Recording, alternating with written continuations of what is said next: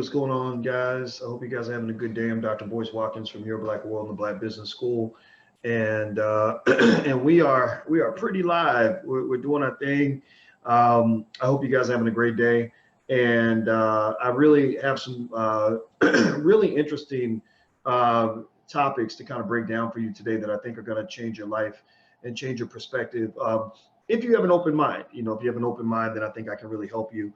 And the reason I say it's important to have an open mind is because the things that I talk about, they tend to work for intelligent Black people or those who are seeking to become intelligent. They don't work so well if you are stuck in mainstream thinking, if you believe everything that white America has been teaching you about yourself, if you believe that mainstream thinking provides the solutions for Black people, then I'm probably not your guy. I am your guy if you're confused and you're trying to figure out, like, why is it that it seems that we keep going backwards when we're putting in all this work and all this effort to try to move forward? Why do things always end up when you say, when you do the math and you say 2 + 2 × 12 divided by 14 to the 33rd power minus 8 equals Black people losing? Like, right? No matter what the equation is, no matter what the conversation is, it always ends up with Black folks in last place. And here's the thing. Here's something that they don't teach you in school. This is not something that they're ever going to really teach you. There's a reason for that. There's a system behind all of this. There's a process. This wasn't by accident. Black people didn't get left at the back of the bus, because they forgot that we were on the bus. I remember when I was little, my mama was watching. Actually, I'm not gonna tell y'all where she's at because I don't want y'all stalking my mama because she's a nice lady and she might whoop your ass though. But when I was a little kid, I remember one time I was on the bus and I was in the back of the bus, like literally in the back of the bus. I'm not kidding, but it was by choice. I was like most Black people. We don't. Sometimes the white man puts us in the back of the bus, but then sometimes we walk straight to the back of the bus, right? That's how oppression works. Oppression is not usually a one-person show. Oppression is a two-person tango. It takes two people to oppress one person. It's a partnership. That's what it is. Just go ask R. Kelly and any of those women that are allegedly locked in his house, but they ain't went and saved none of those women. Or why? Well, because none of the women have ever said they want to actually leave. They all want to stay. So the oppression of these women, which we believe, that is probably the case. The oppression is a partnership. They've agreed that R. Kelly should be the one in control and all this other stuff, right? So anyway, when I was a kid, I was on the bus. I was in the back of the bus, and I went to sleep. And the bus driver forgot that I was in the back of the bus. And I woke up on the bus. And when I woke up, we were actually at the bus depot. Like literally, we were at the bus depot because she had like dropped off all the kids, went to all the different like stops. And then she took the bus to the depot, and I was about probably 5, 6 years old, and I didn't know what was going on. I remember being so lost and everything else, and thank God those people didn't, kidnap me and put me in the sex trade or something. I could have had a whole different turn of events, but they got me home to my mama. But anyway, when I think about that, it's kind of like with Black folks. We end up in the back of the bus, and we think that it's because somebody forgot that they put us in the back of the bus. Like we kind of. We're like, Massa, you told us, Massa, that you was going to take good care of us. And you told us that we got equality and civil rights. Massa, you told us that if we worked hard for you, good things are going to happen. Massa, you said that if we go and we vote for Barack Obama, Kamala Harris, or Cory Booker, or any other Democrat that you put in our face, Hillary Clinton, that we was going to get, that we was going to have progress. And we keep ending up in the back of the bus, and I think it's a mistake. I think that someone made an error and they forgot that we were in the back of the bus, and we just want to rectify that because we know you want to do the right thing, right?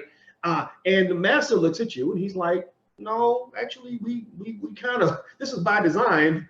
But if you want to believe it's an accident, then go ahead. God bless you, Negro. Like if you want to believe that this was an oversight, then sure, of course it was. And we'll be having that same oversight again next year, every year, in fact, for as long as you curse the face of the earth with your existence, right? And in fact, there's another example. This is where the delusion takes place. What I'm really drilling into is the delusion, the delusion driven by an illusion, the illusion of equality, the illusion of fairness, the illusion of freedom. that Black people have in America. You have the illusion that you actually have all these opportunities and all this, all these great things sort of being sprinkled on you by people who have spent 400 years oppressing you. This is a true story. I'm not making this up. There's a professor at Harvard who he's kind of a big shot. He's a big shot Negro.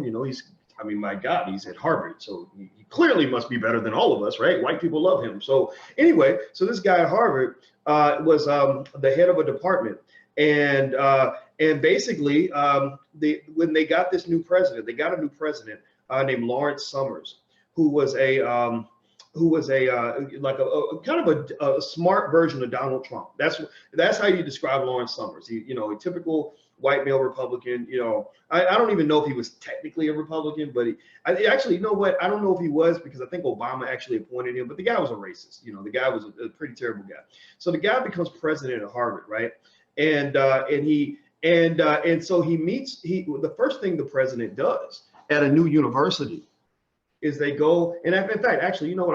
I'm telling on Henry Louis Gates right now. Those of y'all who are smart can know who I'm talking about. So I'm just go ahead and just tell you, because this was something a trusted insider broke down for me. So Lawrence Summers comes into Harvard, right? And first thing he does is he meets with all the heads of every single department on campus. He meets with every single department head on campus, except one, and that's Africana Studies, or African American Studies, or whatever they call it. And the person that heads this department was Henry Louis Gates. Now, from what this trusted insider, who was a very respected scholar at that institution, said to me, he said, so Gates, who has, gotten along pretty well with white folks, he emails and he says, oh, sir, I think that you made a mistake. I think you forgot to include us. We heard that you met with every department chair on campus, but you kind of forgot us. Like Massa, you forgot that you left us in the back of the bus, Massa. And I know it must be an oversight, because you and I, we've been friends for a long time. So it got to be a mistake, Massa. And he wrote back and he said, no, it wasn't a mistake. It wasn't a mistake. I feel like your department has gotten too much attention, and I'm going to change that. And so basically, my point in all this is to say, it's not to cause any trouble, not to make, I got enough people mad at me, but that's what it is. When you come walking with truth in a world full of lies, people are going to hate your guts. Now, if you want to keep believing the lie, then you just keep doing that. Keep seeing how the lie works out for you. But I'm not coming with no more lies, because I'm tired of the same old stuff. And so this is not me disrespecting anybody. This is me kind of saying, maybe we need to reconsider what's really going on here. Maybe we need to pay attention to what, I think it was Maya Angelou who said this, or maybe Maya Angelou didn't say it. Oh, she said, when people show you who they really are, you believe them. Somebody tell me if you agree with what I'm saying, if you hear what I'm saying. Somebody talk black to me, like my friend Vicky Dillard loves to say, talk black to me. Tell me, do you understand what I'm saying? When people show you who they really are, you must believe them. And so what the issue is that for hundreds of years, America, white America, the government, whatever group you want to align this idea with, has shown you who they really are. They've shown you how they feel about you. They've shown you whether they want you to own the bus or drive the bus, or ride in the passenger seat of the bus, or sit at the back of the bus. And a lot of y'all ain't even on the bus at all. Half y'all walking, right? And in fact, I'm a walker. I just said, well, I'm not going to just walk, and I'm not going to just ride the back of your bus. I'm going to go out and build me a damn car. That was my thinking. And if I had children in this world right now, I would be saying to them, don't think Massa ever going to let you own the bus, because he owns that bus. He's not going to give the bus away like you. Why would you give your bus away? You own that bus. He's not going to let you drive the bus, because if you drive the bus, you might drive it somewhere he doesn't want to go. If you play ball enough, if you tickle his testicles or something like that, you make him feel good, he might let you ride in the passenger seat. That's where the bougie Negroes live. That's where the Kamala Harrises and the Cory Bookers and the Barack Obamas get to be. That's where the Oprah Winfreys are. Not bad people, but they know that they get to ride in the front seat with Massa as long as they don't upset him, right? Then what happens is you get the black workers who get put at the back of the bus. You get rank and file black folks. Most of us who end up working for the oppressor, whoever they are, Oh, we end up at the back of the bus. And then you got, half of the community that's not even on the bus, right? These are the individuals that are limited in opportunity, limited in terms of possibility in their minds, because they have been led to falsely believe one fundamental truth that is really not a truth. They've been fundamentally led to believe one key idea. And the key idea they've been led to believe is that the only way you get to travel is if you get a seat on the bus. They have been led to believe that the only way I can move forward in my life is if I get a seat on Massa's bus.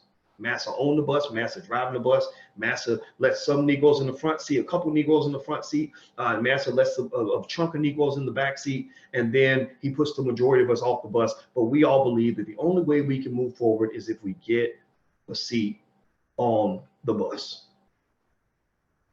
Well, I'm here to tell you, Black people, my belief is that you got to stop begging for bus tickets. We need to stop begging for bus tickets. We need to stop hoping that by buying a bus ticket, because remember, these bus tickets ain't free. That's the other crazy thing. It's not like they're giving you a ticket to the bus. You're buying the ticket on the bus.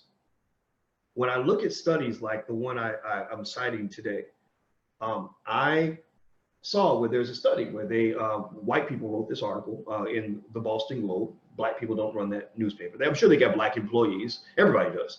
But they, this is a newspaper run, owned by other people. And they said, oh my God, this ain't a typo, y'all. Can you believe that the median net worth of a Black person in Boston is just $8? Oh my God, it's just $8. How did this happen? Oh my God, Black people are in the back of the bus again. How does this happen in America? Right? Well, see, people who understand America know exactly how it happened. You see, people who understand America understand that they write articles like this every 6 months. Every 6 months, they write a shocking story to tell you how badly Black folks are doing. Every 6 months, they write a story. A couple of years ago, the story was the median net worth of a single Black woman in America is $5. Right? And then the other shocking story, a year or two ago was, Black unemployment hasn't gotten better since the 1960s. Then the other shocking story a couple months ago is Black home ownership is 1/2 of whites, or 1/3, or whatever the number was, right? Like they every couple of months, a story goes viral, a shocking story goes viral that Black people are doing bad and Black people are at the back of the bus. And every single time, two things occur. One, nobody does a damn thing about it. Nobody make no laws, nobody change no policies. The government does not step in to change any of that, right? And then number two, we just sit and complain about it. We just sit and complain about it. You see, and that's the thing. See, that's what they love. They're okay with you complaining about how they treat you and how they leave you behind. They're okay with that. You're not a threat when all you can do is sit and complain about oppression.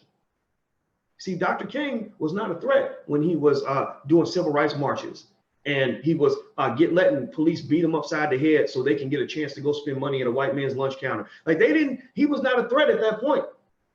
Dr. King didn't become a threat until he launched the Poor People's Campaign and came to Washington and said, we're coming to Washington to get our check. When Dr. King started looking at all the wealth and resources that have been allocated to other people and said, we're coming to get our check because we deserve equal economic rights to everybody else, right? When he started talking that economic talk, he became a threat. When Dr. King became a threat was when he was trying to go for real power. When Dr. King, this is something they don't tell you in school. They don't teach us in school. So you got to teach your children this. You are the teachers of your children. Other people should not be teaching your children. That's got to be your job. This is a matter of Black national security. As a matter of Black national security, you teach your children. Other people should not be the primary teachers of your children. Not that white lady from the suburbs that they see in school every day. Not Cardi B teaching them on the radio. Not TV shows like Love and Hip Hop. You should be the primary teacher of your children. One of the things you should teach your children is this. Dr. King also was planning on running for president. Right before they killed him, he was planning to run for president. And he was going after real economic power and real economic redistribution, real transfer of resources. That's why they spent an entire year plotting on how to make sure he was dead. because he became a threat, because he wasn't just complaining about oppression, he was doing something about it. I had a conversation with a friend of mine not too long ago, and she was telling me about her bosses and how disrespectful her bosses are, and how mean they are, and how they send her berating emails, and how they mistreat her. And she said, yeah, and I went to my boss's boss, and I was very polite to him, and I asked him a question about an issue, and I asked for some guidance. And right after that, I couldn't believe it. He sent a nasty email and said this and said that, and said that I was unprofessional and blah, blah, blah, blah. She said, I felt so betrayed. I felt so hurt. And I'm just sitting there, I'm listening, I'm being a sensitive friend. You know, I was trained, I read a book, my friend's a female, she happens to be a woman, and I read a book about women a long time ago by Dr. Barbara DeAngelis that was called What Women Want Men to Know. And one thing Dr. DeAngelis taught me was, that men, we have our little sexism, and I'm trying to fight through that, right? So she taught me that men, we have a tendency to want to solve problems. We have a tendency to want to fix things, right? So she said sometimes she doesn't want you to fix it, she just wants you to listen, right? So I'm like, okay, maybe she just wants me to listen, because I see the solution, but I don't want to say anything, because I don't want to be disrespectful, right? So I listened, and I said, okay, so let me ask you the question, because I asked for permission. Do you want me? What would you like me to do? Would you like for me to lie to you, or would you like for me to tell you the truth? She's like, I'd like for you to tell me the truth. I said, okay, so would you like for me to complain with you and listen to you complain, or would you like for me to give you a solution to this? And that was literally the conversation we had to have. And I was dead serious. I was like, because I see exactly what's happening. I've heard this conversation 18,447 times. I know exactly what is going on. I fully understand the power dynamic that exists in your office that's causing you all this stress. And all I can say to you as your friend is that this is the kind of stress that kills Black people. This is why Black people die earlier than other people. A Harvard study actually showed that Black people die younger because we deal with so much stress, primarily in the workplace, due to subtle racism and microaggression. And literally that kills you. That causes your organs to like stop working and all this other stuff, because you got all this cortisol and this stress hormones in your body and in your brain, because you're constantly on this fight or flight mode. You're constantly feeling this adrenaline rush and this anger that comes from being Black every day. And you'd also have the number one cause of depression, which is the inability to change your condition. When they did a study of depression on rats, they found that rats who could not change their situation were more likely to be depressed than rats that actually had a way out, that actually had a solution. So ultimately, for Black people, the reason that many of us feel so depressed, the reason that people like my friend Terry Williams can write books like Black Pain, where she talks about how there are millions of Black women who are depressed, the reason that these books exist and the reason why they are bestsellers is because we are feeling extreme stress and depression, largely because we have the inability to change our condition, or so we have been led to believe. At the end of the day, the reason that we feel this depression and this stress that's killing us is because we believe that the only way we can move forward is by getting a seat on the bus. And then we either don't get a seat on the bus, so we're mad because we're left behind, or we do get a seat on the bus and they always put us in the back. That's why we are stressed. That's why we are unhappy. That's why so many Black people are miserable. That's why so many Black men right now are killing themselves. They're committing suicide. You just don't think it's suicide because it's not happening quickly. See, if a person was to commit suicide by putting a gun in their mouth, like, that's clear. That's very shocking. It's a big deal. It's like, it's a big bang. You know that they killed themselves, and it's something to mourn about. But when people kill themselves slowly, maybe by drinking all the time. How many of y'all know a Black man who sits around and drinks all the time? Or by engaging in pleasure-seeking behaviors that are dangerous and irresponsible because they're depressed? How many of y'all know brothers that just, or women too, that just go sleep with anybody that moves because they're so unhappy with their lives? How many times you heard that one? Somebody raise your hand. Talk Black to me, please. Somebody tell me how many times you heard this, right? How many times have you seen Black people maybe get hooked on drugs because of the stress? You got so many young people out here in that right now, millennials, all messed up. A lot of them on these love and hip hop shows messed up because they had parents that were hooked on crack. Well, a lot of their parents got hooked on crack because of the stress, right? They were killing themselves slowly, right? The list goes on and on and on. In fact, talking about that Black depression, Lee Daniels, who made the show Empire, told a story about how he was going around having as much unprotected sex as he possibly could because he wanted somebody to give him AIDS. Go look it up. Lee Daniels talked about this. He said, I was going around sleeping with as many men as I possibly could because I hated my life and I was so depressed that I wanted somebody to just give me AIDS so I could die, which is a scary thought because He could have been giving out the AIDS and not just receiving it, as y'all know what I'm talking about. Okay, so the point of the matter is that there's a reason, there's a system designed around Black oppression and Black depression. And so in order to really kind of understand what's going on, in order to understand how we became economic super slaves, you got to take a step back and unlearn about 80% of what you've been taught about this whole process. And I'm going to break some of this down for you really quickly. Before we move on, I want to do this. If you're on Dr. Boyce TV, if you're on YouTube, please take 1 second right now. Please hit that thumbs up button. I appreciate that. I want to say hi to my friends on Twitter. Please share this. Please retweet this. This conversation so that other people can join in. My Twitter is drboycetwitter.com. It's drboycetwitter.com. Also, my friends on Instagram, I want to say hello to you. The Instagram is The Real Boyce Watkins. That's The Real Boyce Watkins. Feel free to follow me on IG. And my friends on Facebook, I want to say what's up to you. And yes, it is live. I see James and Hank and Arsene Lucas, etc. So let's see. Arsene says, I'm sorry if this question sounds a little dumb. There's no such thing as a dumb question. A lot of people don't even ask questions. So the fact that you're asking the question means that you're either very intelligent or you're trying to be intelligent, which to me makes you intelligent. Because actually in stock market investing, the way you value a stock, the way you value an asset, which you are an asset, you are what they call human capital. The way you value an asset is not based on what it is right now. You value the asset based on what it's going to produce in the future, what it's going to become in the future. So it's like if I'm looking at LeBron James at the age of 18, the reason I'm Nike and I signed him to a $100 million contract is not because of what he's able to make right now. I signed him to the $100 million contract because of what I predict he's going to make in the future based on his current behavior. So for you, Arsene, you either are intelligent or you're becoming intelligent. So I value you as an intelligent person. So how do you determine net worth? Let's jump into that. The Boston article basically said the median net worth of a Bostonian, of a Black Bostonian, is $8. Net worth is determined by assets minus liabilities. That's what you do. You take everything you own and you subtract everything you owe, all your debt, and the number that comes out is your net worth. So if I have a business that's worth $1 million, and I have a house that's worth 200,000 or whatever, then I would add up my assets. Let's say I own the house and I own the business. Well, that will be 1.2 million in assets. Now let's say I have $100,000 in debt. Thank you for the donation, Joe P. I appreciate that very much. And that will go into good hands. It will go to support Black media. So anybody else who feels inspired to do that, please do so, because it would actually help us to spread this message around the world. So if I want to calculate my net worth, I take the 1.2 million, I subtract my debt. If my debt's 100,000, then 1.2 million minus 100,000 means my net worth would be 1.1 million.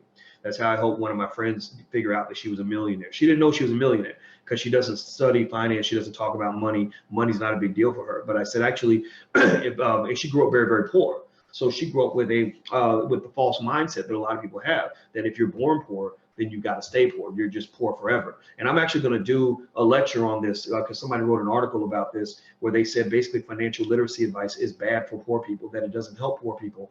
And I resent that because I was born in the projects. My friend that I referred to you, that I mentioned to you, was born. She was so broke. They didn't have a refrigerator. They didn't have a TV in the house, none of that. And she's actually, I helped her figure out, I said, you're a millionaire, right? She said, Boyce, what are you talking about? I'm not no millionaire. I don't know nothing about no money and no investing. I ain't rich. I said, no, it's assets minus liabilities. I said, look, you made some very basic decisions. You got an education. You bought a house as soon as you could, and you maxed out your 401k. You did those three things.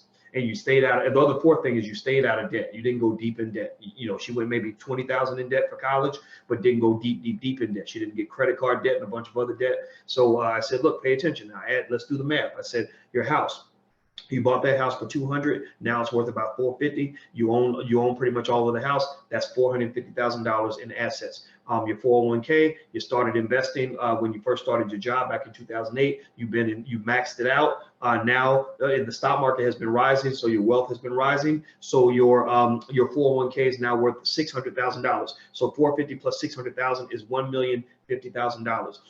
You don't have a business, so there's nothing to add there. So $1,050,000. I said, how much debt do you have? She said, oh, about 20,000. I said, okay, so let's take $1,050,000 subtract $20,000. That's over $1 million. You are, ma'am, you are a millionaire. You are a millionaire. And this was a person who was born poorer than anybody watching this video, I bet you.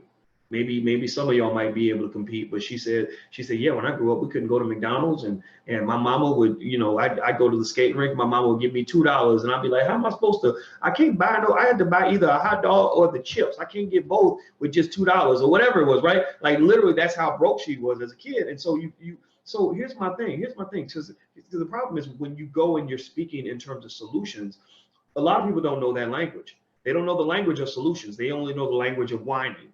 They only know how to cry, right? They only know how to, I call them Negro naysayers. They only know how to believe Black people are oppressed. They claim that they're empowering you by telling you that you have no power. How am I empowering you by telling you that you have no power? How am I empowering you by telling you that the only way you can get ahead is if white folks come and save you? How am I empowering you when I tell you that the only way you can get ahead is with government help? Right? So the Negro naysayers get all mad. They say, oh, Dr. Boyce is lying and he's preaching nonsense to people and blah, blah, blah. And I'm like, no, this is mathematical proof. Understand, I'm a mathematician and a statistician and a finance PhD. So one of the things that we had to do when we did research studies, we had to go through a tremendous amount of effort to rigorously prove any theory that we laid out for the public to consume. We couldn't just talk out the side of our necks. We couldn't be just like some bootleg pastor just making stuff up to make you feel good. We couldn't go in there and just say things because it came to mind. We had to prove what we were saying. So I ask you this. I say, how is it that this young lady who was poor as hell, ends up becoming a millionaire, and she wasn't even 42 years old? I think she was 41, 42 years old at the time. How does that happen? In America, in a place where Black people supposedly have no opportunities. Well, I'm gonna tell you how it happened. I'm gonna break it down. I'll explain it within the context of explaining why the average net worth of a Bostonian, or the median net worth of a Black Bostonian, is just $8. Okay, so I'm gonna break that down. And by the way, as I move on, you guys should know in the Black Business School, if you want to learn more about wealth and some of that, I see you guys asking questions like that. We have a great program that's like, we call it Black Money 101, and it's an introduction to the power of money, how money works, fundamentals of money. Feel free, the program right now is 48% off. So it costs you a little more than $1 a day, but this is better than what you get in college. College classes cost $5,000, $10,000. We charge $1 a day because we have expenses we have to meet. We have faculty we have to pay. We have PhDs we have to pay. So that's why we can't do it totally for free. But about $1.20, $1.30 a day. You can't do anything else with that money. So feel free to go take a look. You can go to blackmoney101.com. That's blackmoney101.com. It's a great program. So anyway, let me jump in. Let me explain the causes of the $8 in net worth. Now, this is me putting on my Black finance professor hat and kind of breaking this down for you. The reason that the net worth for Black Bostonians is only $8, and this is not just Boston, this is all over the United States. If they did the study in any major city in America, the results will be about the same, right? It may be in some cities it's $8, another city it might be $25, another city it might be $14, but it's still going to be pretty bad. It's going to be abysmal. It's going to be pretty shocking, right? No matter what city you go into. The reasons that Black net worth is so low sort of stem from at least a couple of areas. One is, we know historically that racism has played a huge role in this. We know historically white folks have stolen our stuff. White folks have blocked us from opportunities. White folks have done all kinds of things to undermine our ability to build wealth. Your grandparents were not lazy. Your grandparents had a vision for you. They had a dream for you. It's just that there were people who stopped them from being able to fulfill that dream. The burning down of Black Wall Street was a great example of that. Resurrecting Black Wall Street, The Blueprint, is a film that it was our first release from Boyce Watkins Films. And Dorian Chandler, the director out of New York, award-winning director, did a great job of breaking down the history of Black Wall Street and explaining exactly what happened there. So it's a great film. You can Google it, and I'm sure you can find it somewhere online. I can't remember where exactly you can actually get it. I know in the Black Business School, we have it available for our students as well. We know that when land was being given away, Dr. King talks about this. He talks about when the government was giving massive amounts of land, millions of acres of land away. We know that they weren't giving it to us. We know this, right? We know that 40 acres and a mule was promised to us after slavery. That was not delivered. We also know this. We also know that for hundreds of years, the people teaching you to solve the problem of economic disparities in America, the people teaching you to solve the problem were the very same people who created the problem. Miseducation is huge in the Black community. Miseducation is huge. You know, imagine if you're one of R. Kelly's victims, you know, you're one of the girls that feels exploited by R. Kelly and used by him, or what, trapped in the closet, whatever the hell they say that he's doing. I don't know. I don't personally. I just kind of believe grown people can make grown decisions, but obviously with the little girls, that's not cool. But outside of that, I just don't. I believe women have the right to choose and the ability to choose. So that's why it was a little confusing for me. But let's say that you know that R. Kelly or some guy's abusing you, and you're in an abusive relationship as a young woman, and then you say, well, I don't like the abuse. The abuse is really bothering me. It's stressing me out. You know, it's hurting my feelings. It's making me feel badly about myself. And so you go to the abuser and you say, how do I solve this problem? Can you help me overcome the abuse that I'm feeling? I want you to think about that. So imagine if the abusee goes to the abuser and says, I need you to help me figure out how to be better off in this relationship. Are they going to give you an answer that's going to be to your best benefit? Or are they going to give you an answer that is to your detriment?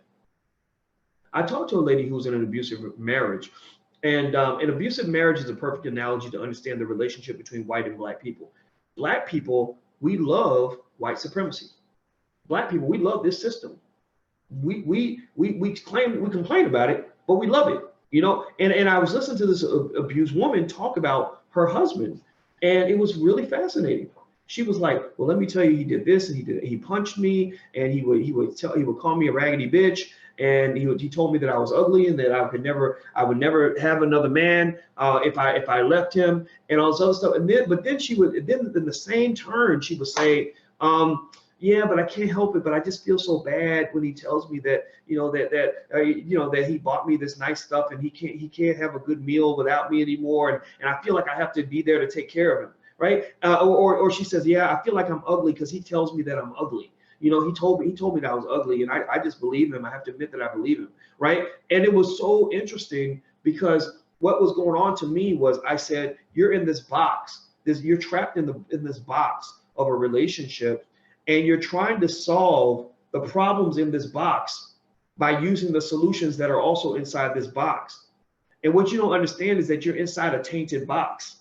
And if you're inside a tainted box, then everything inside that box is probably toxic for you, right? So the only way you can solve the problems inside that box is to get out of that box.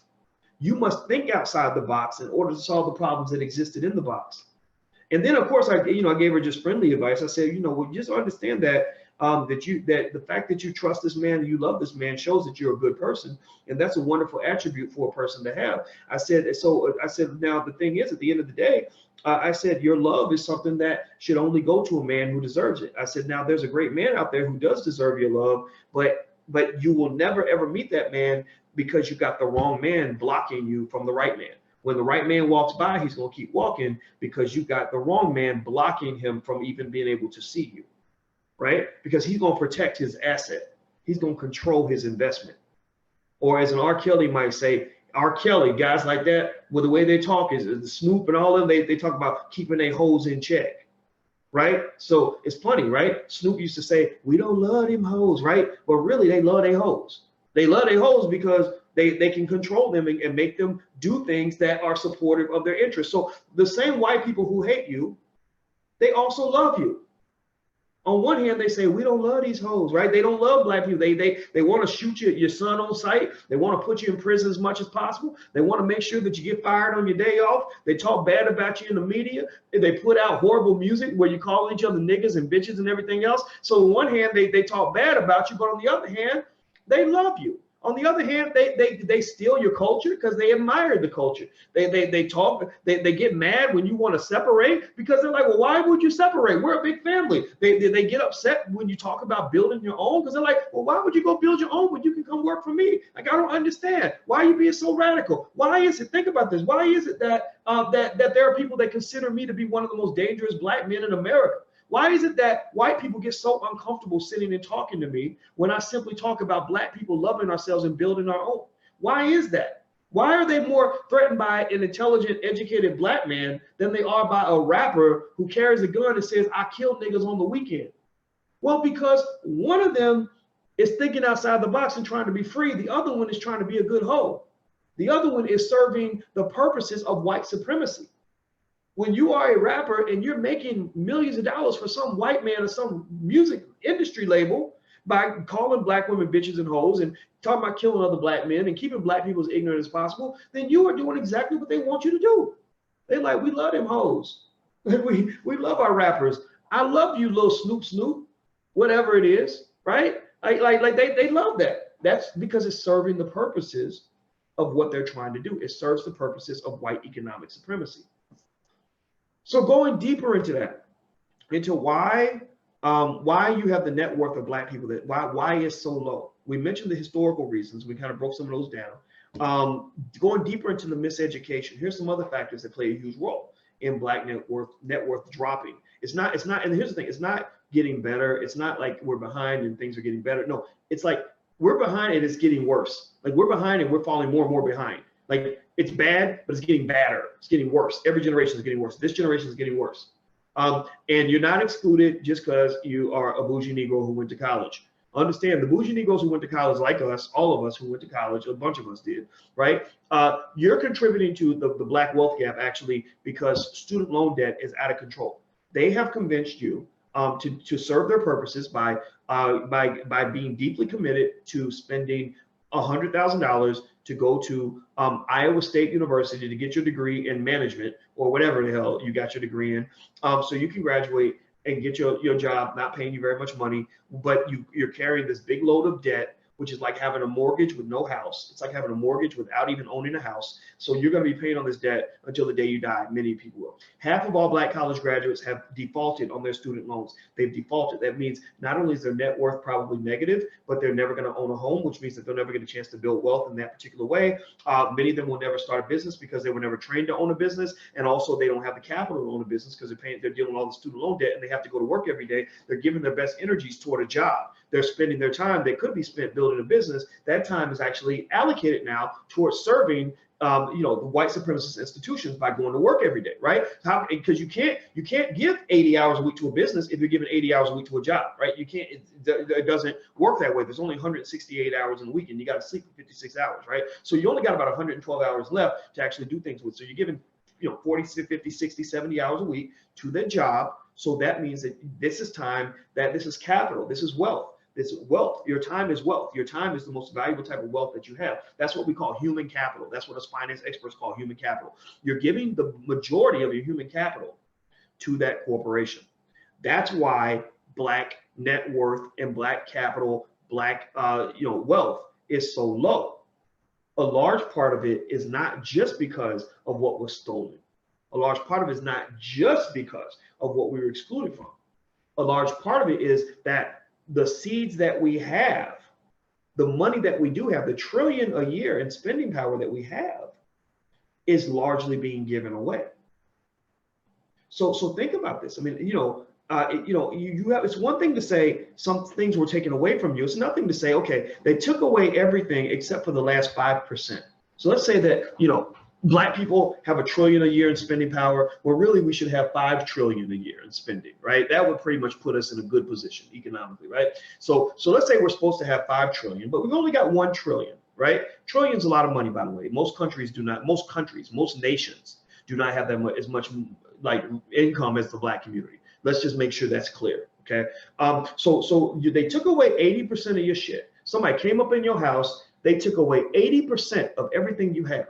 Right? They took your stereo, they took your TV, they took your college fund for your kids, they took your car, they took your Gucci bags, they took all the stuff that you had in the house, but they left you 20% of what you own, right? So they left you 20%. Now, with that 20%, the question that a finance professor will ask is, how do we allocate these resources so we can rebuild and repair? That's my thinking. My thinking is, how do we take the 20% that we have? We had $100,000 worth of stuff. Now we only got $20,000 worth. And how do we rebuild? Well, one thing that we know for sure is that you can't rebuild if you take that last 20% and you give half of that away too, or 80%. It's not even half. It's like 80, 90%. If you look at the percentage of our annual income that we give to white businesses, we give probably 90, 95% of our income to white businesses. If you look at our other valuable resource, which is our time, right? Free time. If you are an intelligent, educated person, your time is a hugely valuable asset. That's why corporations pay you for your time, because that's the type of wealth. We give about 80–90% of our time to supporting white businesses, right? And then you can kind of go on and on and on. We gave away hip hop.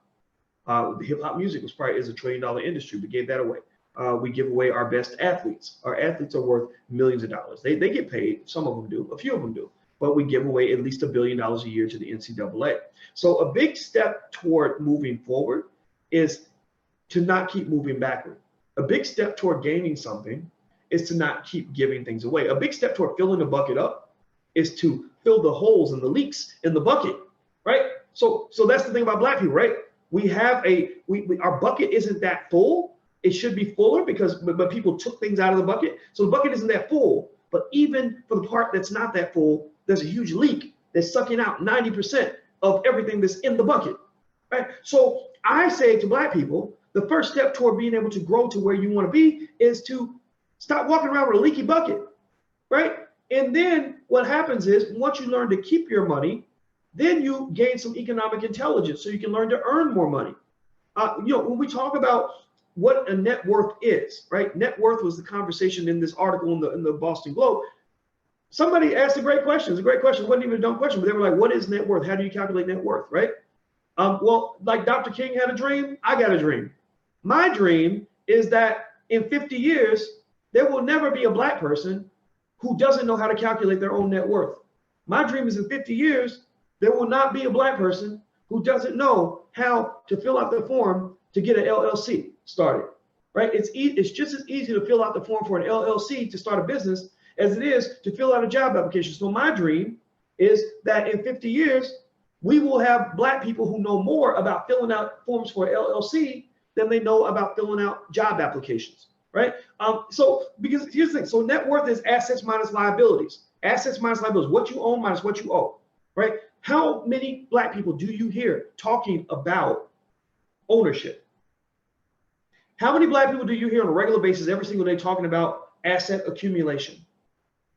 How often do you hear conversations in our community about growing net worth, like what that even means? If I did a survey right now and said, what is net worth? What percentage of the Black community, I want y'all to guess in the comments, somebody just give me a guess. What percentage of the respondents do you believe would say that they know what it means to calculate a net worth? They know how to do that. What percentage? Now I want you to compare this to other things. I want you to compare this. Let's compare it to the percentage of Black people who can talk about, what's going on in the NBA or the NFL. I want you to compare that to what's the percentage of Black folks that can tell you everything that you ever needed to know about Jesus. How would you compare that to the percentage of Black people that can literally quote Bible verses? The Bible, I'm going to tell you the truth about my daddy's a pastor. So I'm not going to offend my parents here, but the Bible is a confusing ass book. I read that book and I'm like, I have read the most complicated mathematical textbooks that are out there. I have read statistics books that would blow your mind. I have written, I wrote a dissertation that had a lot of terminology that most people would not understand. And I read the Bible and I get confused as hell. I'm like, you got to really want this Jesus to sit down and read this damn book. Seriously, no disrespect. I'm not dissing people that read the Bible. The Bible's a very wise book. Lots of good information in there. But I can't get to the good information because I don't understand what the hell this. I'm like, thou ye holy, thee run, the donkey said to the man on the, I'm like, what are they talking about? Seriously, I don't get it.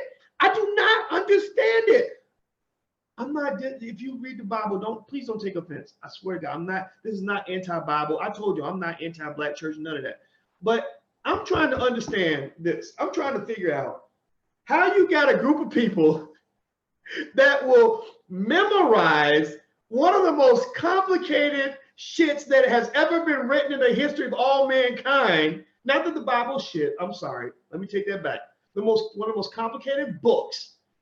A group of people who will memorize one of the most complicated books in the history of all mankind, but can't calculate net worth. but think it's too hard to start a business. Like, seriously, I don't get it. I just don't get it. Not saying you shouldn't read the Bible. I'm just saying that there's other things you should be reading too. I'm trying to say, like, I don't understand. It's like when I was talking to this young man who was in my class at Syracuse, and he was a football star. And this football star, the only black kid in my class, and had the worst grades in the whole class. And I brought him into my office, and I said, hey, man, you know, what's going on? You know, like, I said, why is your grade so low? And he's like, well, I can't understand it. You know, it's the stuff in the class is kind of complicated, and I get lost sometimes. I said, okay, well, you know, we can get you a tutor and all that. I can help you with that. I said, but let me just say something to you right quick, brother. Look. I said, here's what I know about you. I said, you are an extraordinary football player. Everybody knows it in class. All the girls want to sit next to you. Everybody admires you, including me. You got a good shot at going to the NFL, and I think that's great. You're all Big East, whatever the conference was. And I think that's awesome. I said, so when I think about when I played football, I remember that the reason, I said, you know what, I wasn't as good as you. I said, but I was like backup running back, and I was the safety. I said, do you know why I never got any playing time? He said, why? I said, because I was pretty fast. I was pretty strong. I got some muscle build. I said, but do you know why I didn't get to play? And he said, why? I said, because I did not understand the plays. I could not process the offensive schemes. I would get confused. So I remember I was sitting on the side, and it was a hot day, and I'm sitting there just watching the real running back play because he was much better than me. This guy was so good. He ended up playing for the Cincinnati Bengals or something, so I can't compete with that, right? So I'm just sitting there watching, and my ADHD is kicking in, so I'm looking around and thinking about the weather and looking at my friends over there and the swing set and all that. And then my coach says, Boyce, come in. And I said, okay, all right, coach. So I run over, right? And I line up, and he says, run a 44 blast. And I'm like, oh shit, I had no idea what a 44 blast was. I had no idea. And so the quarterback's like, so I was thinking I'm just gonna figure it out, right? Well, try to do whatever. He said, hut. Everybody went left. I went to the right. I'm by myself. And my coach was pissed at me because I did not understand the plays. So I said to him, I said, now, here's the thing. I said, when you play college football, now this was 7th grade football when this happened to me. I said, now you're playing at the college level. I said, I've seen your playbooks. I said, your playbooks are this thick. I said, you got offensive schemes and option A, option B, this type of defense, that type of defense. You got to be able to read this and read that and all of this. And that's hard. Like, that's really complicated. I said, and then on top of that, you have to do 2-a-day practices in the summer in 100-degree heat. You have to spend the whole spring in the weight room. You got to go to practice every day and take all these hits, like where they damn near trying to kill you. And then you got to go out and perform in front of 20,000 people in the stands and another 500,000 people watching from home. And you have done this at an extraordinary level. You have done this. I mean, that the amount of focus, intensity, and intelligence it takes to pull off what you pulled off is extraordinary. So you mean to tell me that you can do all of this stuff, but you can't do basic finance that I could teach to an 8th grader? You can't do basic stuff that we do in class. The people in this class are not that smart. I could take anybody's child in here. If you got a 15-year-old child in your house, I could bring that 15-year-old into my class, and where I taught seniors at Syracuse. I taught seniors, not freshmen at Syracuse. I taught seniors. I could put that 15-year-old in my class, and if they did what I told them to do and they studied hard on a consistent basis, they would get at least a B in the class. We were rarely allowed to give a student below a B. To get a C, you had to really, really screw up. To get a D, you had to damn near not even show up. If you got an F, they would probably tell you to come change the grade. That's how soft the system was. It was the professors didn't get any support. You couldn't be a hard teacher, right? And so I was just sitting here like, I don't understand this. I said, not only should you be able to do the work, I said, you should be the best student in this class. And he just sat there and he just kind of listened, and we talked, and I said, all right, man, well, you have a good day. I'll see you later. Let me know if you need anything. And do you know that this kid literally went from being the worst student in my class to making like an 89 on his next test? He damn near got an A on his next test. Why? Well, because I told him, I said, I don't need you to change who you are. I don't need you to change who you are. I just need you to be who you are all the time. I don't want to see you become a mastermind, a dedicated mastermind when it comes to playing sports, but a complete idiot when it comes to educating yourself for the future. I don't want, black people, same thing. What is this? When you're reading the Bible, you become a biblical scholar and you can recite Bible verses and you got to memorize. But then when it comes to basic things about securing your economic future, you tell me that that's too hard and that only white people know how to do that stuff. That doesn't make sense to me. The fact of the matter, the reality in life is that we tend to be good at the things that we care about. We're good at the things that we value. So I think for black people, my question that I ask you is the same question I asked that abused woman that I told you about, the woman in the abusive relationship. And I said, I want to ask black people, do you value yourself? Do you value your future? Because if you value your future, you'd be planning for the future. Right? Do you value yourself? And that's what I told the woman. Same thing I told her. Because again, remember, we got this abusive marriage with white supremacy. We're in this marriage with white folks. We've been ride or die together. We've been riding shotgun for the white man for 400 years. So we love these folks. We might claim that we're mad at them, but we don't feel comfortable anywhere else, because we can easily all get on airplanes and go to other countries, but we don't want to do that. We like it here. We like the people that we're next to, right? So in this abusive marriage, I had to say to the woman, I said, you know what? I said, people might laugh at you because you have been very nice to a man who has not been nice to you. I said, but actually, I have a different perspective. I said, I don't laugh at you. I admire you.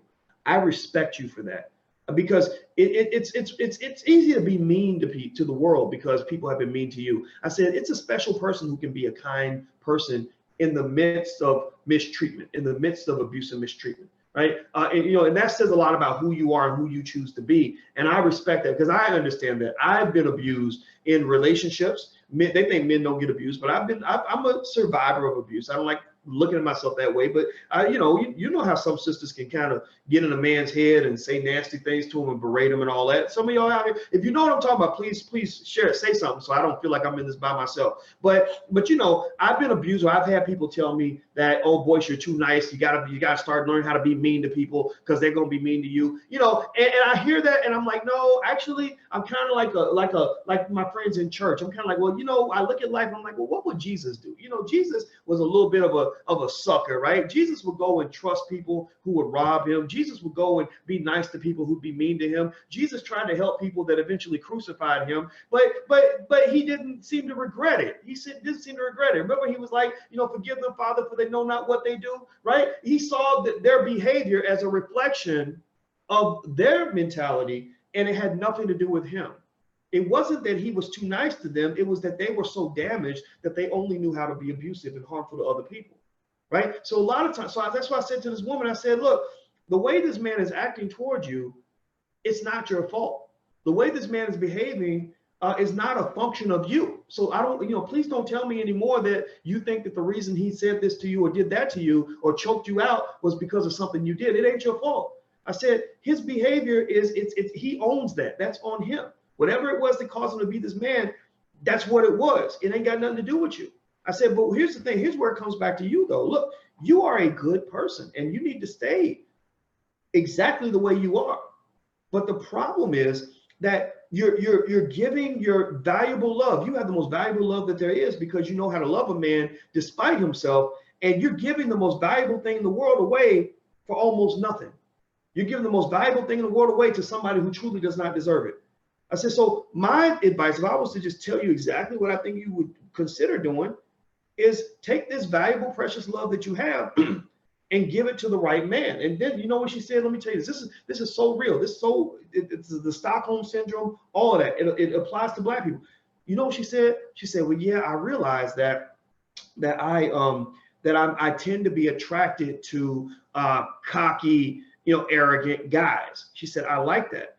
And I said, yeah, I can understand that, because we all kind of know what it's like to be attracted to something that's not good for us. All of us go through that.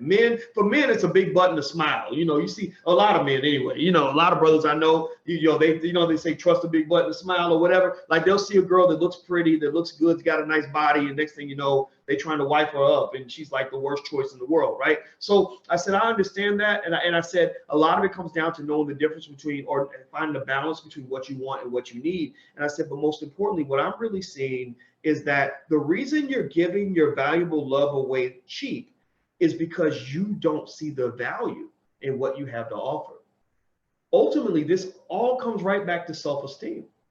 If you don't value yourself, then you're not going to command the right level of investment or the right type of person to be worthy of the wonderful love that you're offering him, right? And I hear you speaking and you sound like a person who does not value herself. And she said, yeah, I don't feel like I feel like I'm ugly and I'm feeling this. I said, yeah. And I said, now think about this. Imagine if you have a store and you've got diamonds that you're selling in the store, and the diamonds are worth $1,000 a piece, but you don't know the value of a diamond, or you don't care to know it, or you just, for whatever reason, somebody told you that there's something wrong with the diamonds and they should be given away cheap. So you're selling these diamonds. So somebody comes in and they say, I got $50. Can I get a diamond? You say, here you go, right? Because you're thinking the diamond is not worth even $50. Right? Well, really, these are $1,000 diamonds, but it doesn't matter. You're going to end up selling out and selling them cheaply because you don't see any value in those diamonds. But imagine if you flip the mindset. Imagine if you realize, wait a minute, these are $1,000 diamonds. I should be charging even more than that. And then somebody comes in and they say, I got $50. Can I get a diamond? You're going to say, oh, I'm sorry, but you know, these are $1,000 diamonds, but you know, you can go down the store and buy you a Frosty and some French fries and whatever, like, but you can't get a diamond for $50, right? And that comes down to knowing the value of who you are and knowing how to command that sort of that level of value from those who are seeking to obtain that which you offer. So I said, your love is valuable because you're a good person and you should be proud of that. I said, but you got to see that. If you never see the value in what you have to offer, then you will always give yourself away cheap. So for Black people, let's flip it back to Black people. There's a reason why I brought this story up, because abuse, it shows up in different contexts, but the dynamics are kind of the same. For Black people, part of the reason that people get away with what they do toward Black people, part of the reason that they can steal everything that we have, they can take away our most precious and most valuable resources, is because we do not value ourselves. We do not value what we have. We believe that all we are a bunch of poor, broken, pathetic, ugly little creatures. And so when you have that mindset, you're grateful for anybody that will take you in, anybody who will let you get on the bus, even if you're in the back. So ultimately, all this comes down to is self-esteem. All of it comes back down to self-esteem. We don't value what we have. We didn't value hip hop, so we gave it away cheap to white folks. We don't value our time, so we go give it away to white corporations that want to own us for the rest of our lives. We don't value Black educational institutions, so we go spend $150,000 to go to a white man's college so he can leave you in debt for life. We don't value our own businesses, so we go support other people's businesses and give them all of our money, right? We don't value Black clothing manufacturers, which is why we'll go and we'll spend a bunch of money on a damn Gucci bag or whatever it is, right? We're looking for these labels to give us our self-esteem. The same way that woman was looking to her abusive husband to help her feel better about herself. And it was not in his incentive to boost her self-esteem, because he knows that if she ever found out how valuable she was, he would lose her. If she woke up one day and somebody convinced her you are a precious commodity and any man in his right mind should give his left testicle to be next to you, then if she woke up with that mindset and truly believed that, he knows that she would be out the door and would never come back, because she would know her value and would say, I'm going to go out here and I'm going to find somebody better, and I'm not coming back because I know that there's something better out there for me, because the loving that I'm offering is very, very good. So figure out who you are, value yourselves. I think if you value yourself, I think you'll find that this oppression thing doesn't work so well when your self-esteem is intact. And that's huge. I think that's huge. By the way, if you're on Instagram, you guys are about to go out in a second, and I'm going to restart it. So just sit right there and you can come right back in. But Instagram only allows us to go for an hour. While I do that, please hit the thumbs up button, the share button, or the subscribe button, or the retweet button. And also, if you want to get a text notification when I go live, you can text the word Boyce to 31996. Just text the word Boyce to 31996, and I'll give you a text when we go live. Also, don't forget, if you want to sign up for that Black Money 101 program that we have in the Black Business School, feel free to go to blackmoney101.com. That's blackmoney101.com. There's a 48% discount on the program, so the cost is a little bit more than $1 a day. You can bring your whole family. You can also get a certificate from the Black Business School. We don't seek out. We're not trying to get accreditation at the Black Business School because we create accreditations. We believe that Black folks, our goals should not be to get into other people's systems. Our goal is to create systems. If they can create systems, then we can create systems. That is our fundamental core belief. Let's see here. What are somebody asked, what are the first steps for us to get out of this mess? One of the things that we tend to lean on heavily in terms of what we believe in the Black Business School is what we call the Black Core of Three. The Black Core of Three says that we believe Black people should educate our own children, create our own jobs, and support Black businesses. So if you want to be a part of that movement, and this is the Black Economic Empowerment Movement, they're going to remember this movement for the next 200 years. They're going to talk about all of us as the Marcus Garveys of our generation. History will be judging us. You know, like I saw somebody that had a quote that said, "We are nothing more than memories of our future selves." We are nothing more than memories of our future selves or memories of other people in the future. So right now we are a memory of our future selves. We are a memory of people that are going to live after we're gone. And I encourage you to strengthen that memory by creating legacies in your family that revolve around Black self-education. There's plenty of resources out here for us to educate our own kids, supporting Black businesses. There are lots of great Black businesses to support, Black media outlets that you can support. There's so much Black media out here online that you would never have to even watch. I don't watch CNN anymore. I don't watch MSNBC anymore. I don't watch Fox News at all. I never watched Fox News that much, except for maybe 10, 12 years ago. I used to go on Fox before I knew how bad they were. But Black media is everywhere. I get, there's tons of stuff out here. Right. So I would sort of start there. Like, I think that's just sort of having that gospel as sort of part of your household culture. I think is very, very important.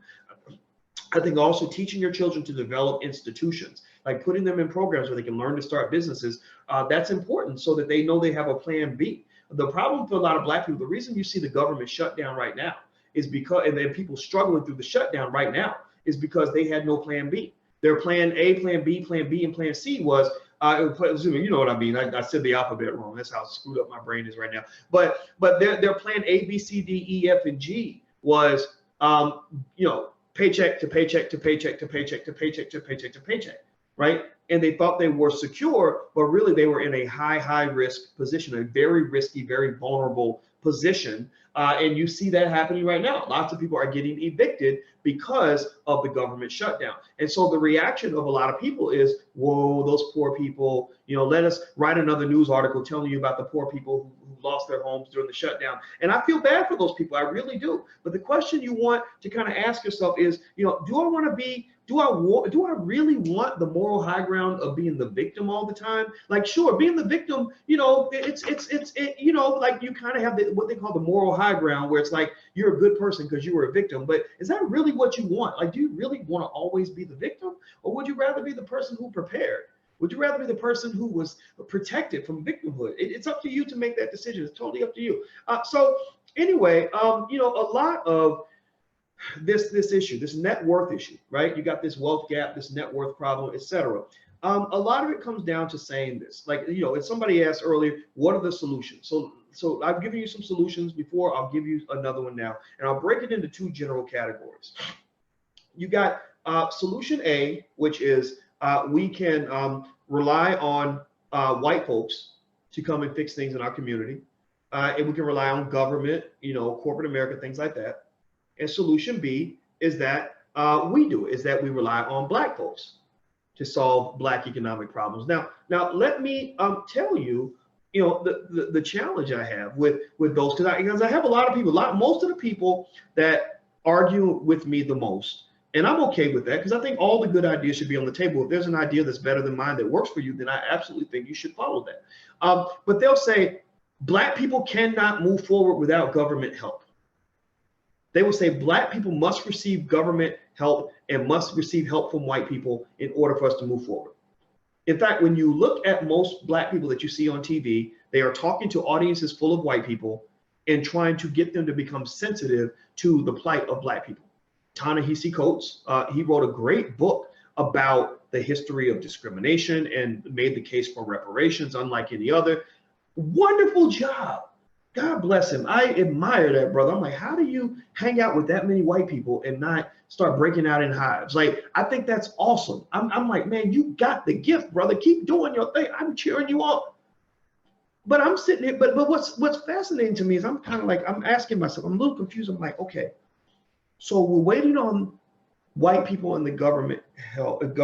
Okay, so are these the same white people who stole our shit for 400 years? Is that who you're depending on to fix the wealth problem in the black? Is that it? Are you looking at the same white people who blocked us from every economic opportunity in the history of this country, who gave away billions of dollars in land and gave us nothing? Like, are you talking about the same white people as a collective? This is not anti-white. If you're white watching this, don't take offense. Don't take offense. I don't want to hurt your feelings. I don't want to scare you. I'm just trying to like process this openly, right? So go with me.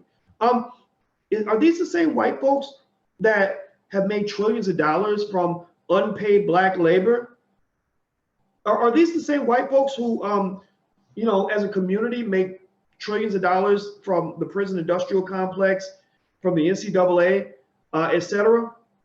When you say the government is gonna fix this, are you talking about the same government that put Donald Trump in power?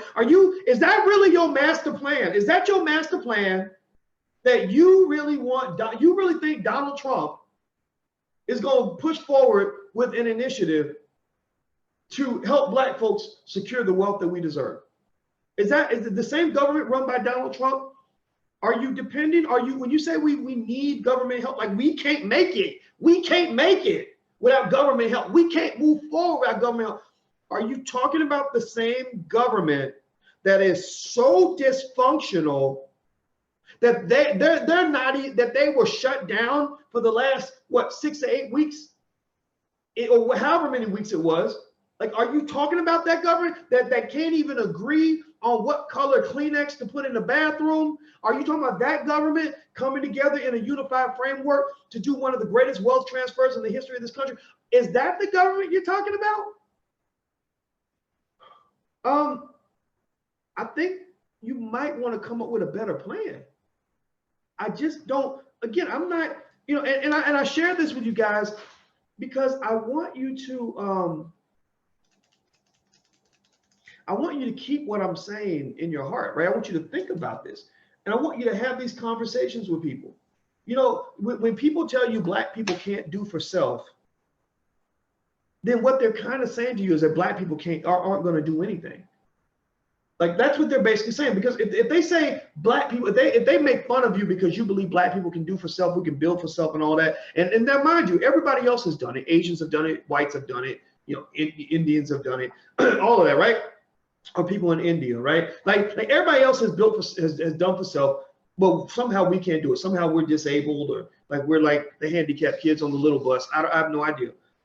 But when they say this, I want you to challenge them and say, okay, if we can't do for self, if we don't do it, then who will, right? And if they say something like, well, if we get Kamala Harris in the White House, I just want you to kind of come back and say, well, during the time that Obama was in the White House, black wealth did not actually improve during that time. Black wealth actually went backward. This ain't no diss on Obama. People get mad because they want to make people into like these Jesus-like figures.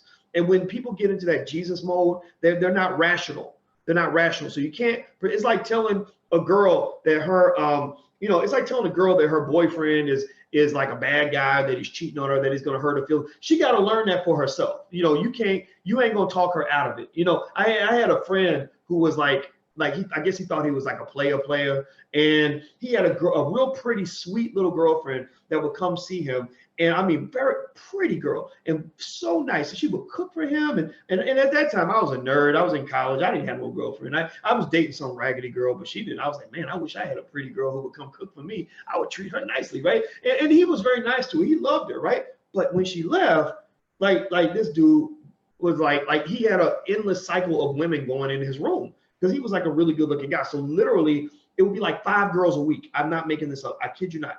And I was like, wow, I wonder if she knows about all these other girls. And I don't think she did, right? She had no clue.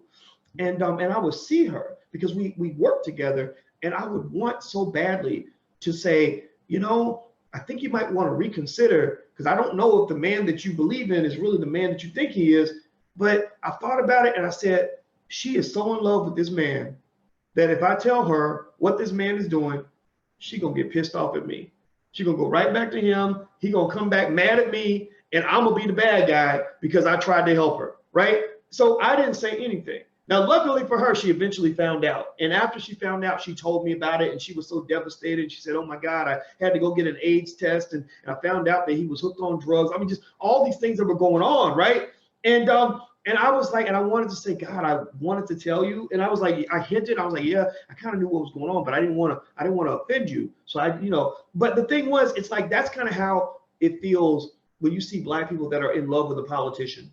You know, when we get in love with a politician, and we go into Jesus mode, there are some Black people where you just don't say nothing. You're just like, gosh, I hope one day you see the truth, but you probably won't. So I'm not going to be the one to upset you right now. When Obama got elected, I never forget, I spoke at this church, and in New York. It was a church in Long Island. And I remember when I was speaking there, right when he got inaugurated, we were going to sing the song "We Shall Overcome," because it was like King Day. Because with King Day, they always do BS. Like, they don't talk about how King was killed by the government, nothing like that. They do, like, they all keep saying, I have a dream, and nobody knows what that really means. It's very fluffy. And so we're supposed to sing "We Shall Overcome," and the choir director changed the words from "We shall overcome" to "We have overcome." He literally changed the words to "We have overcome," which was insane to me. And then there was and then there was this lady that came up, and she had this big, beautiful portrait of Barack Obama. And I said, "Oh, that's a nice picture. Where'd you get that picture?" And she said, I bought it outside, and I'm gonna take it home and put it right next to my pictures of Martin Luther King and Jesus. I swear to God, I swear she said that. And that's when I was thinking, oh wow. That situations like that are when it's not so good to be rational, right? When you try to be rational, you try to explain, try to provide facts, you think that providing facts will help strengthen your argument, when really all it does is piss the other person off, because they can't argue back, right? So when people can't argue back with facts, they argue back with emotion. So when I see people lash out at me because they think I hate Barack Obama, even though I don't hate the man, I wish him well. I just love Black people. I just happen to love Black people more than I love him.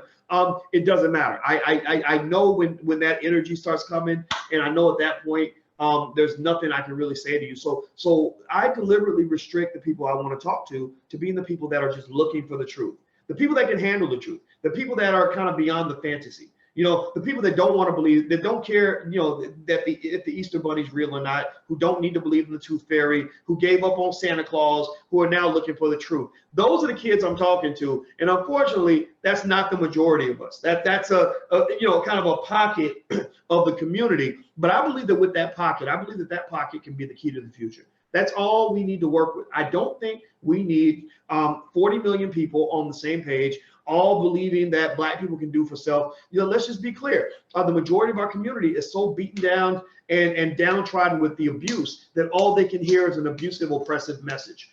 All they can hear is that Black folks can't do for self. All they can hear is we need government help. All they can hear is we need white people to come save us. All they can hear is, everybody can't run a business. All they can hear is, well, how can you build wealth when you ain't got none? They're not going to hear, even when I come in, I can come in with all the mathematics in the world to justify my point, all the experience of 25 years of teaching college students. I can come with every piece of logic that I have in my arsenal, which is pretty thick by now. And I could prove to them that actually wealth is something that is grown the same way you grow a flower. So to say that you can't have wealth in the future because you don't have wealth now is like saying that you can't have a flower in the future when you got a bucket full of seeds. If you got a bucket full of seeds, then you can have as many flowers as you want, but you got to have enough faith to plant the damn things. If you don't plant the seeds and you throw the seeds away, then you will never have any flowers. So what happens is we throw our seeds away, and then we don't grow no flowers, and we say, you see, I told you we couldn't have no flowers because we didn't have no flowers before. And I'm here to say that no, you could have had flowers. flowers, but you had a bucket of seeds and you threw all the seeds out the window and you didn't plant a damn thing, and that's why you ain't got nothing. That's what I say to black people. And some people will listen, some people won't. I don't give a damn about the people in the first category. I'm only talking to people in the second. I'm only talking to what I consider to be the talented 10. The talented 10 are the people that say, I'm sick of it. I'm tired of it. I don't want to do this no more. I can't live like this. I'm walking out of this relationship. I don't care if I succeed. I don't care if I fail. All I know is I got to get away from you. All I know is that whatever's waiting up for me on the other side, I don't know what it is. I don't know if it's going to make my life better, but anything at this point is better than the shit that I'm living with right now. Those are the people that I'm talking to. That's it. Point blank, period.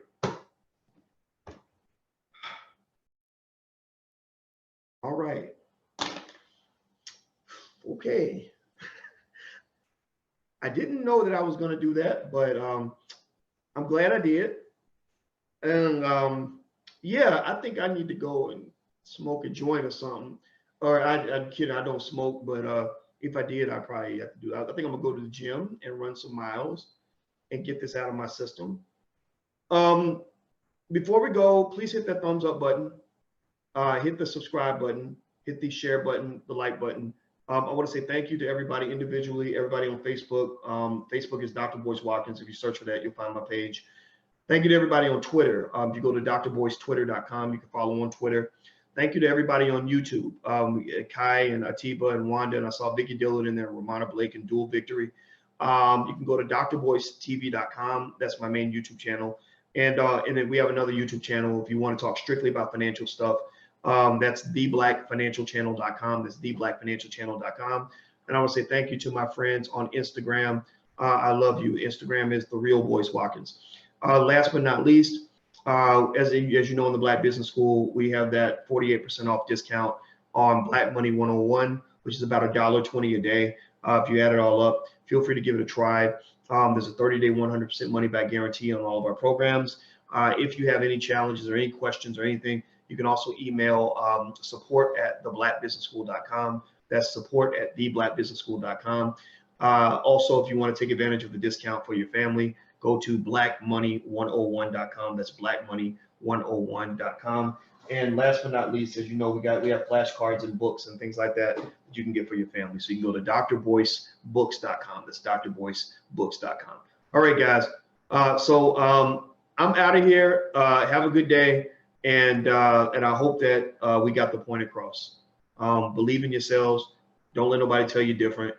You are meant to be great. We are the original people. Slavery is not our history. Slavery is what interrupted our great history. And when we do this, we ain't being nothing different. We're just being the kings and queens that we're meant to be. So go be a king, go be a queen, teach your children the same, and share this video. I'll talk to you guys soon.